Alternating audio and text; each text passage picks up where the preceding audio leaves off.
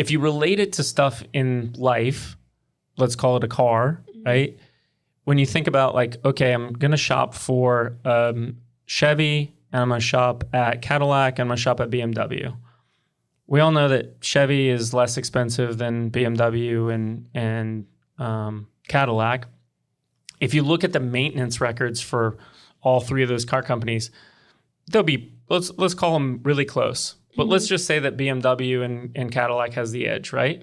But nobody at Cadillac or BMW, when you buy that, are going to say, my premium is here because nothing will ever happen wrong to this car, right?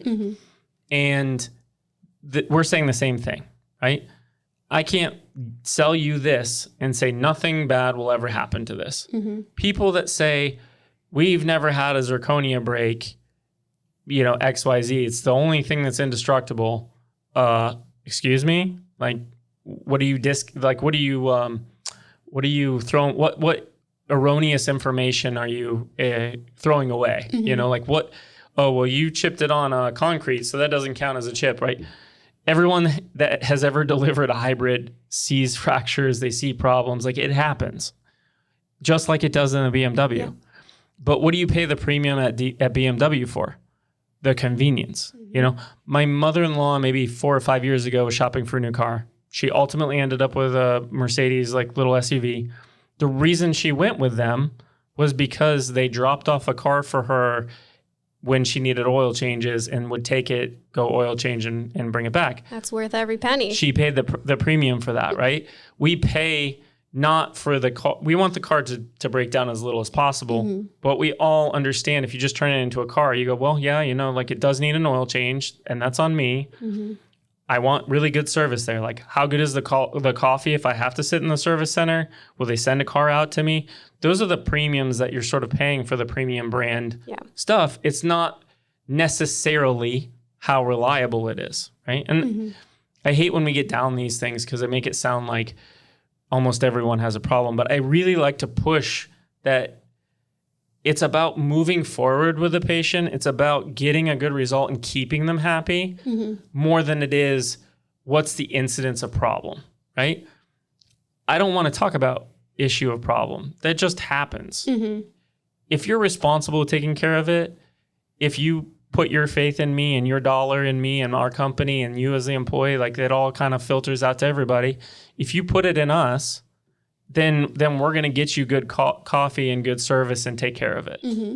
And in order to do that, you have to take care of the car. Right. You know? Just same thing too. It's always kind of funny because you think about even us offering the 2-year warranty right away is a little bit like if you bought a car and you said, okay, great, I'm going to go drive it. I'm not going to get insurance yet. I'll do that at 2 years after your warranty's up. You smash it into a tree, you can't just bring it back into XYZ dealership and say, well, this thing broke. Yeah, I broke it, but I broke. Yeah. In dentistry, we kind of have to. And I'm not complaining about it. It's just, it's funny how things change when it's sort of part of you. And it's, even though it should be more personal, for some reason, it doesn't translate to be the same. But we're pushing that agenda. We're trying with this program to bring this to the public, to give them something.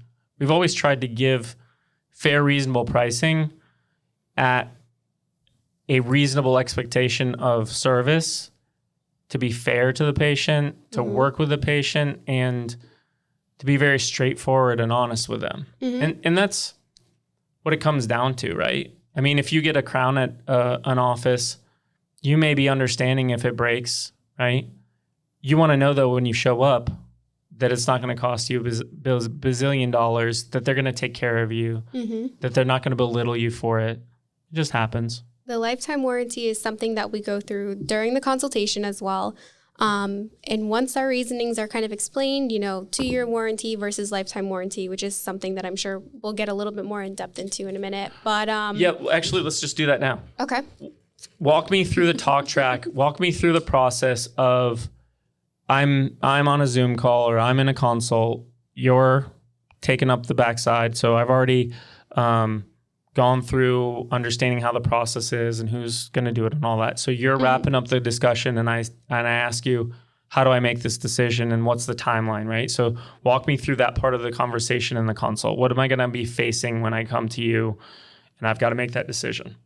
So we kind of compare and contrast the two options. So 2-year warranty versus the lifetime warranty. Like we said earlier, lifetime warranty is going to cover things like chips, breaks, implant failures, relines, office adjustments, any x-rays, a bunch of shade adjustments that I mentioned before as well, essentially for lifetime. So again, it's up to the patient. It is $700 annually, or it is $59 a month. So the patients are able to choose however fits them best. And as a side note, we actually run a fun promotional period, or we're running a few fun promotions on the Facebook right now where we're actually excited because we can offer patients promo codes as like a little reward. So we do little games we just did March Madness actually recently. So we did March Madness. A few of our patients were able to obtain, I believe it was like 3 months. I think we had a 3-month, a 1 month, and a 2-month off, something like that, which was a really fun reward. So side note, there are some perks to it too. Yeah, that's what's cool about that is that's all like the way that the warranty is structured is we can do those, which is kind of cool. Mm-hmm. You always want to do the little like, not in like a competitive way, but you want people to be involved. Yeah. You want people to sort of be paying attention to what's going on. Mm-hmm. You know, all of this is keeping people engaged. Yeah, absolutely. So okay, so 2 years. 2-year warranty covers those similar things. Like we said before, neither of them cover aesthetic adjustments. The 2-year warranty, you are essentially paying for that 2-year warranty through your cleanings that you are receiving. So cleanings are $250 per arch, or if you have the full mouth, which means upper and lower, it is a total of $500. For the yearly a la carte. For the yearly a la carte. So by that patient coming in and getting that cleaning performed for that calendar year, you are then able to get that reline. You are then able to get that shade adjustment. You are essentially paying for all of those services through your teeth cleaning appointment, which I think that's actually where there's some confusion earlier about, we had a lot of feedback from patients saying, like our 5-year warranty, I've already paid for that, but you pay for that, all of those services that it includes through that cleaning, which is why we wanted to make it such a big point with through the your lifetime. Cleaning, in other words, doing your part. Mm-hmm, doing your part, which is why we wanted to make the lifetime warranty so different, because you are not only paying for your cleaning with that lifetime warranty, you are paying for all of those additional services, even the bigger ones like implant removal and implant placement, any bone grafting. So we were able to get that clarified.